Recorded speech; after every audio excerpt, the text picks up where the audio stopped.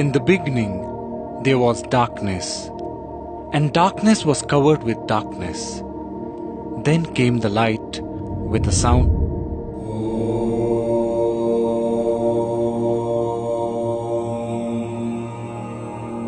And Om gave rise to words or knowledge which got compiled as the Vedas.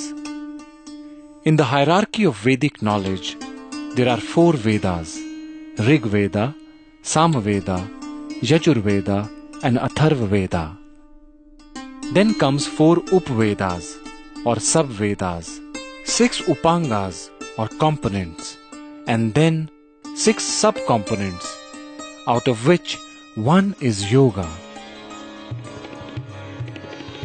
There are several types of yoga as well, like Jnana Yoga, Bhakti Yoga, Karma Yoga, Hatha Yoga, Raja Yoga, Mantra Yoga, Shiva Yoga, Nada Yoga, Laya Yoga, and many more. Rig Veda is one of the most sacred and the oldest books of human history.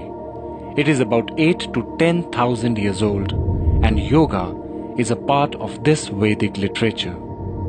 Maharishi Patanjali, considered to be the authority on yoga, propounded yoga nearly 5,000 years ago. Lord Krishna and many saints of India have also spoken about yoga. In the Middle Ages, the practice of yoga was confined only to the royal and the scholarly class. It was taught to students in gurukuls after passing a rigorous test.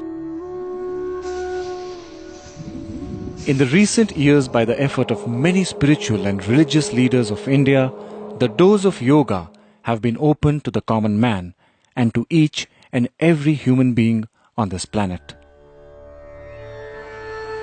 Yoga is the union of body, mind, and spirit. The individual to the universal.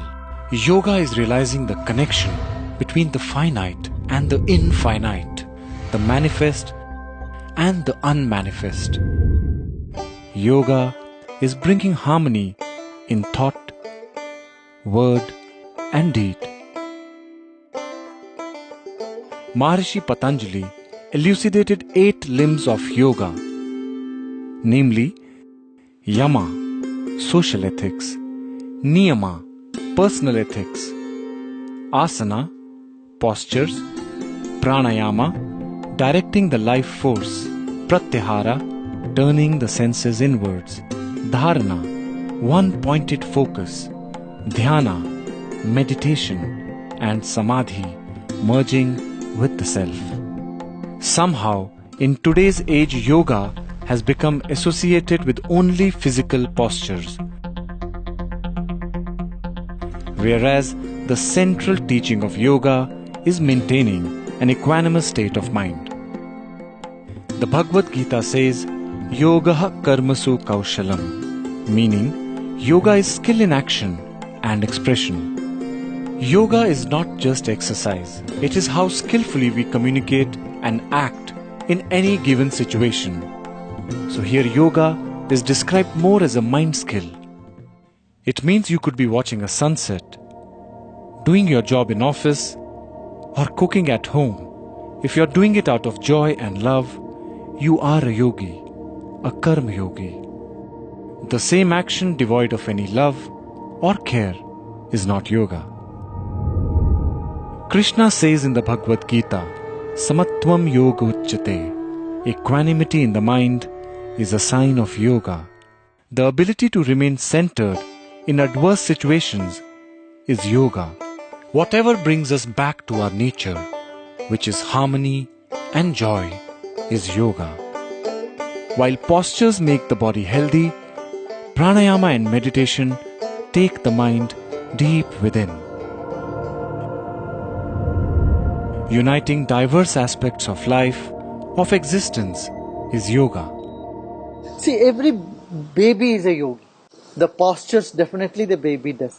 But its attitude, the way it breathes, the perceptual ability, the sharpness, all these qualities of a yogi, a baby exhibits. Wonderment is a preface to yoga.